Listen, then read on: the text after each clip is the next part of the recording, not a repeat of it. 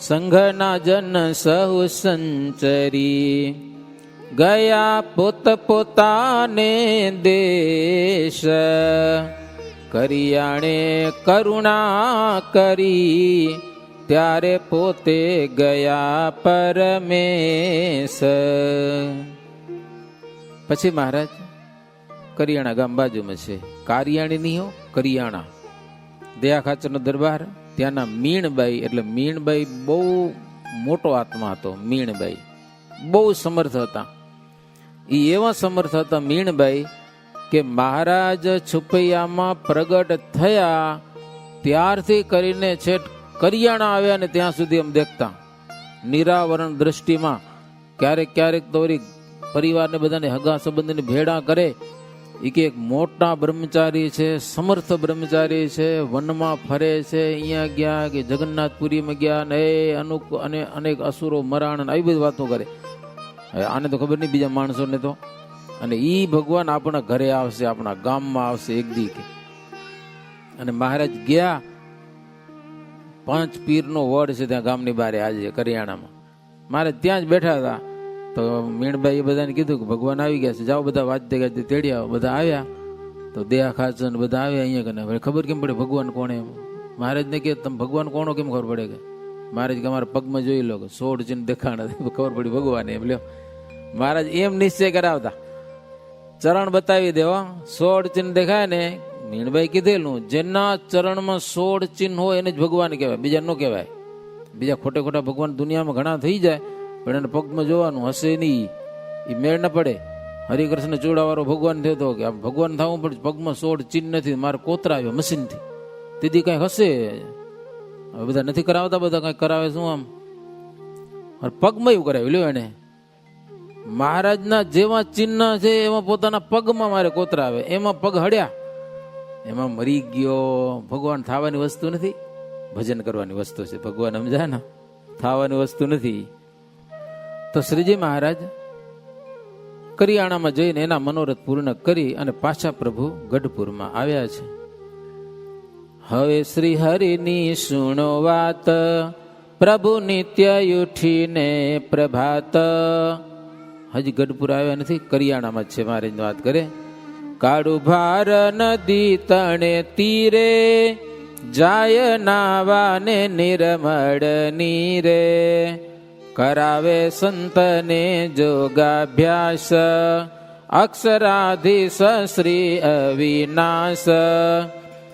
દેહા ખાચર ને કહે માવો, એક કોઠો આઠામાં કરાવો. કાળુભાર નદી છે ત્યાં કને, અને ડુંગર છે સારો. દ્રશ્ય આજે પણ રળિયામણું છે. એ મોટા મોટા ઝાડવા, સરસ મજાનું તળાવ, આ બાજુ નદી હાલી જાય, આ બાજુ ડુંગરની ધાર. દયા ખાચર ને મહારાજ કે અહીંયા કને કોઠો બનાવો, કોઠો આપણે રહી શકીએ એમ.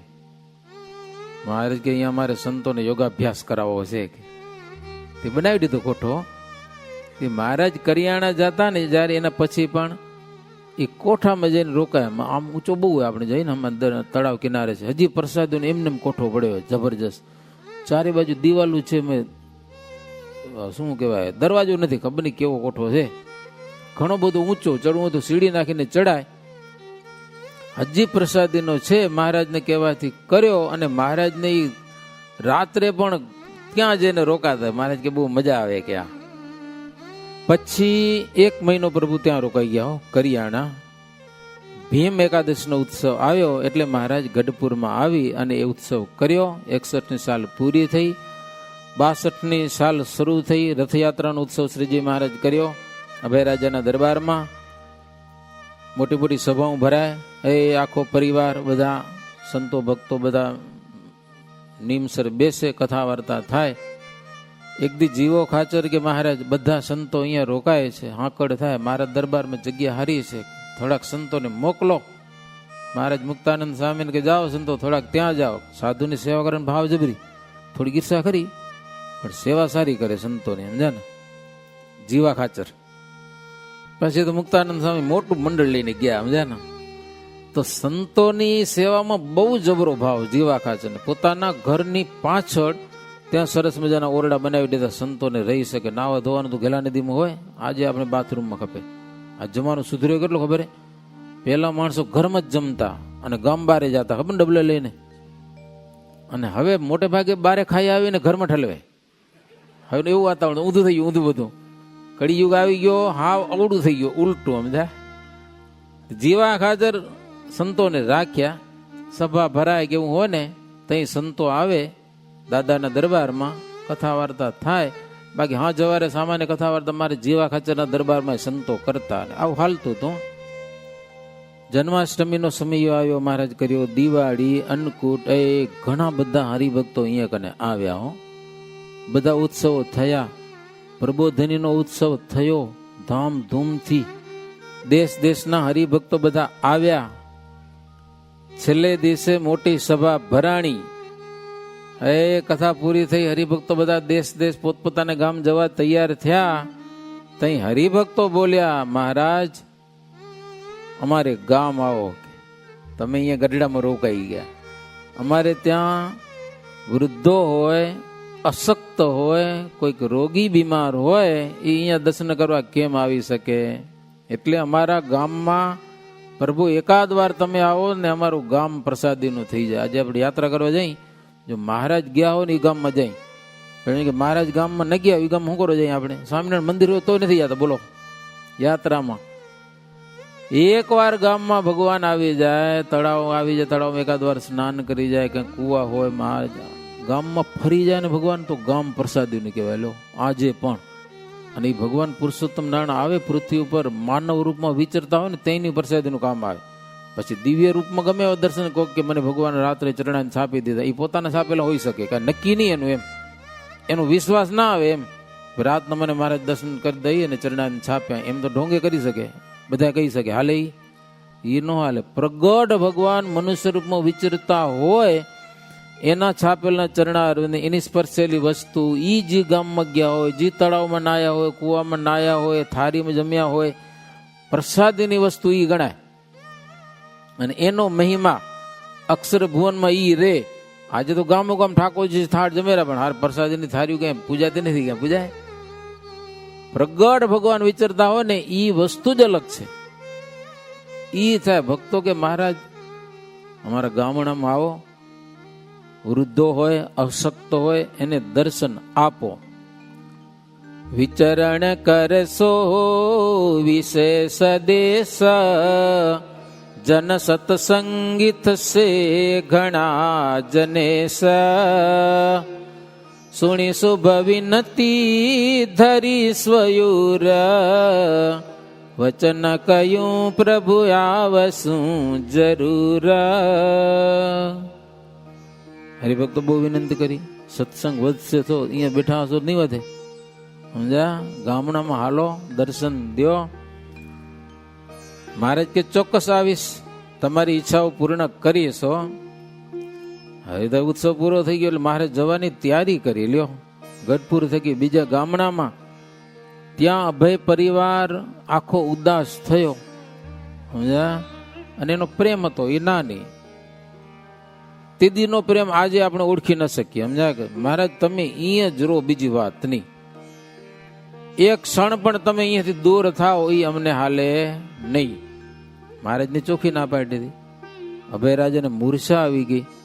આખો પરિવાર એમ કીધું, પ્રભુ તમારા દર્શન કર્યા વિના અમારાથી જમાય નહીં. હવે તમે જાઓ તો અમારે જીવવું કેમ? ખાધા વિના તો શરીર જીવે નહીં. એનું હું કરવું એ તમે ઉપાય બતાવો. મહારાજ કીધું, હું બીજે ગામ જઈશ અને ભક્તજનોની ઈચ્છા પૂર્ણ કરીશ અને પાછો અહીંયા કને આવીશ. મારું ગઢડું ને હું ગઢડાનો તેદો કદી નથી મટવાનો. મહારાજે વચન આપ્યું. પણ તમે જાઓ એટલા જ અમારું શું? હવે તમે આવ્યા, અમે પાકા નિયમ લઈ લીધા છે કે તમારા દર્શન વિના ખાવું પીવું નહીં. તમે કેમ કરો? ક્યાંક મંદિરે જાઓ તો પેલું પાણી લોકો શું કરું? ઘણા હરિભક્ત હોય પેલું પાણી પી લે, પછી નનાળ દર્શન કરવા જાય. ભુજમાં આવે તોય ઘણા અહીંયા આવે ડાયરેક્ટ પેલું પાણી પી લે, પછી દર્શન કરવા આવે. તરસ લાગી જાય. એવું કરું કેમ કરું? બોલો તો ખરા. સ્વામી તો વિમાનને યાદ કરે, એને જવા દે હમણાં.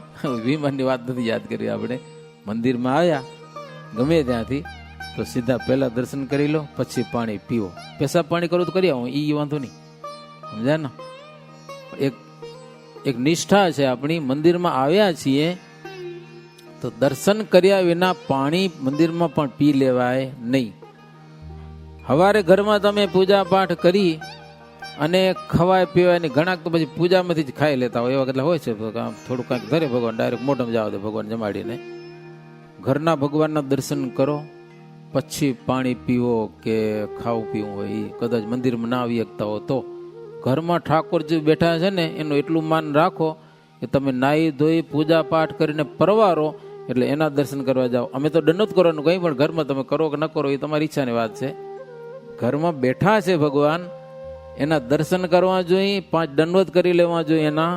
અમે સંતો બધા શીખવાડે છોકરાઓને. ઘરના ભગવાન છે, આ ઘરના એક સભ્ય છે, માલિક છે, વડીલ છે, આપણા ઈષ્ટ દેવ છે. અને આપણે પધરાવે તો જોરદાર, પાછા એ મોટી મોટી મૂર્તિ પધરાવે, સિંહાસન બનાવે, હાઈ ફાઈ બનાવે, પછી ભાવ તો હોવો જોઈએ ને, બધું બનાવે. પછી સિંહાસનમાં ઠાકોરજીના દર્શન કરાય અને થાળ થતા હશે તો તમે જમાડતા હશો. હવે બહુ નથી કે હું પેલા એમ કહેતા કે એક બાપો કે સામે અમારા ઘરનું ભગવાનને ખાય, તમે તમારા ઘરનું ભગવાન બેઠા કરો, એ કેવો મને કીધું.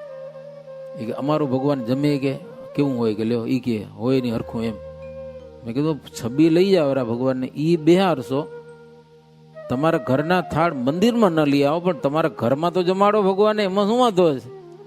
ન કામ આવે તો કામ આવે એવું કરીને જમાડો, કે નહીં પણ જમાડો. જોકે આ કથા થોડીક ઊંડી, એ બધી વાતો કરવા જાઉં તો મેળ ના પડે એવો હોય. ઘણા બજારમાંથી લઈ આવે છે ઘણું પડીકા બાંધાવીને, અને ઘરમાં ભગવાનને જમાડતા નથી, પોતે ખાઈ લેરા. સાચું કેજો, હું એમ કહું દોષ તમારે માટે છે, ભગવાનને શું કેમ દોષી સમજો રા? બોલો, બજારનું ખાશે તો ભગવાનને પાપ લાગશે? બોલો, પાપ લાગશે ભગવાનને? પેલો પ્રશ્ન ન લઈ આવું એ જ મહત્વનું છે. અને લઈ આવ્યા પછી તમે એવું શું કેમ વિચારો છો કે ભગવાનને ન જમાડ? આપણે વાંધો નહીં, તો ભાઈ મોક્ષ કેનો ભગવાનનો કરો કે તમારો કરો છે? એ તો પેલું વિચારો. કલ્યાણ કરવું કેનું હોય? બજારની વસ્તુ ભગવાન ન ભાવે તો તમને કેમ ભાવી જાય રહી? હું તો કહું જો લઈ આવતા હો ને તો ભગવાનને જમાડજો, કારણ કે તમે દોષ તો તમારે માટે છે, ઠાકોરજી માટે દોષ નથી. સમજા કે નહીં? ચાય બનાવો તો ભગવાનને પાજો, અને ન પાવ તો ન પીજો.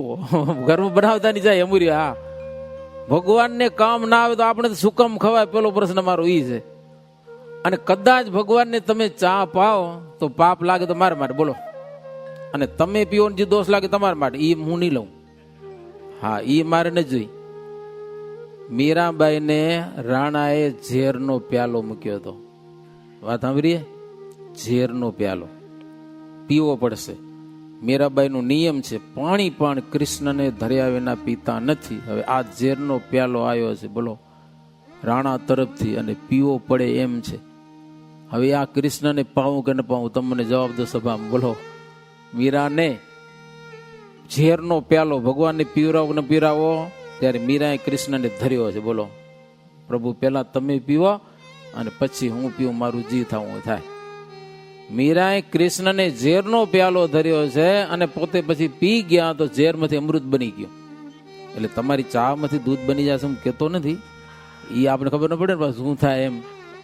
પણ તમે ભગવાનને દોષી સમજો છો ને, એ મને નથી ગમતું. આમ તમે વાત મારી સમજો તમે, હું તમને કાંઈ નથી કહેતો. ચા ભગવાનને પાજો એમ નથી કહેતો, બજારમાં લઈને ભગવાન જમાડજો એમ નથી કહેતો. પણ તમે એમ માની લીધું કે ભગવાનને ન જમાડે આપણે વાંધો નહીં, એનો પ્રશ્ન મને જવાબ દો. એનો એ શું કામ માની લીધું? દોષ કેને લાગે છે પેલું એ વિચારો. બજારની વસ્તુ ખાવામાં કે ચા પીવામાં દોષ કોને લાગે છે એમ. તમે ભગવાનને એવા નબળા માની લીધા કે એને ન પીવાય એમ, કે એને દોષ લાગે એમ, અમને વાંધો નહીં પાછળ, એ શું કરો એમ. એટલે વિચારોનો પ્રશ્ન ત્યાં છે. કાં તો બંધ કરો અને કાં તો ભગવાનને પાઈને. હા, ઘણા પછી એમ કરે ભગવાનને દૂધ પાય, સમજા ને, એલચી બિસ્તા બદામ બનાવી દૂધ પાય અને દૂધ ચામાં નાખે, સમજા, પછી મારે પીએ. લો એનું શું કરવું કહું વધારે?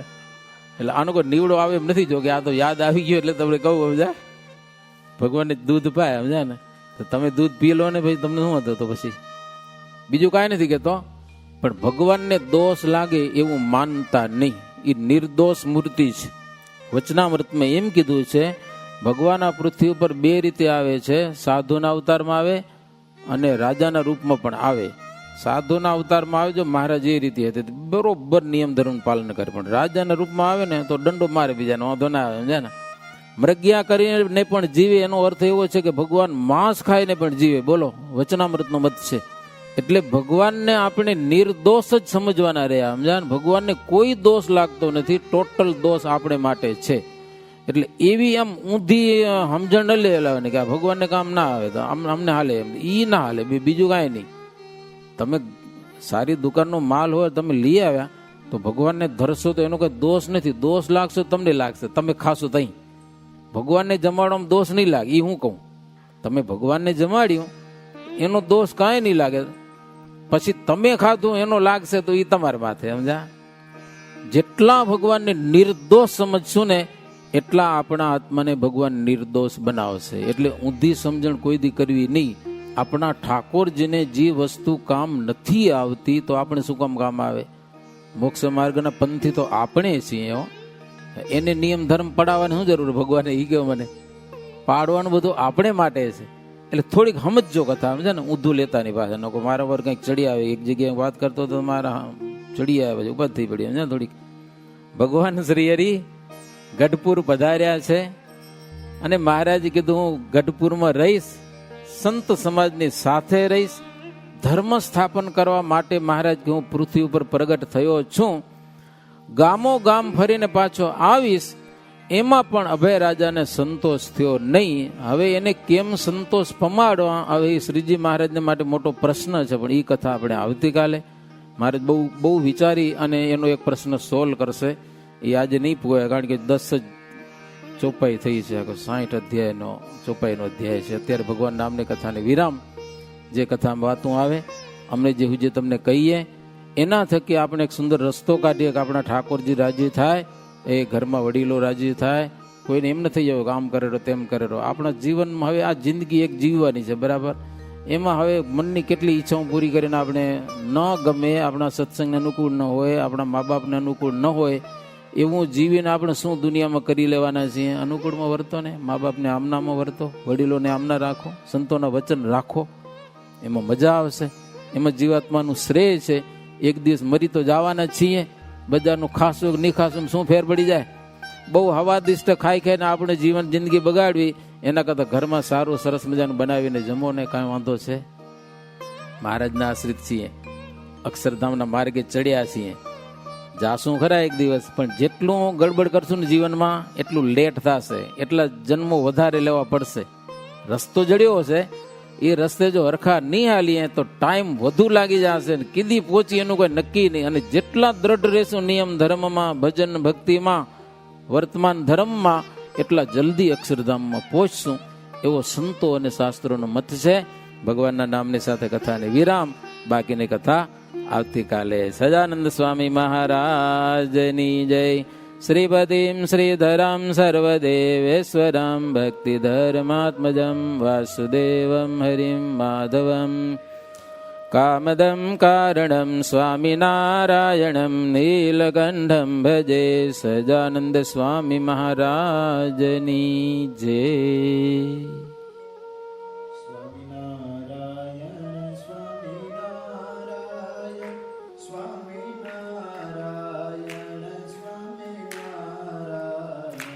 સ્વામિનારાયણ સ્વામિનારાયણ સ્વામિનારાયણ સ્વામિનારાયણ.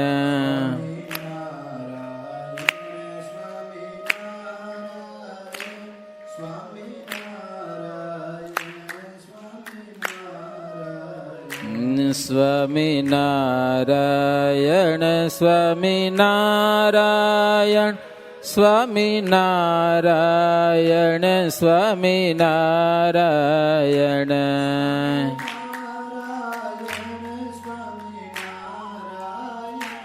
સ્વામિનારાયણ સ્વામિનારાયણ.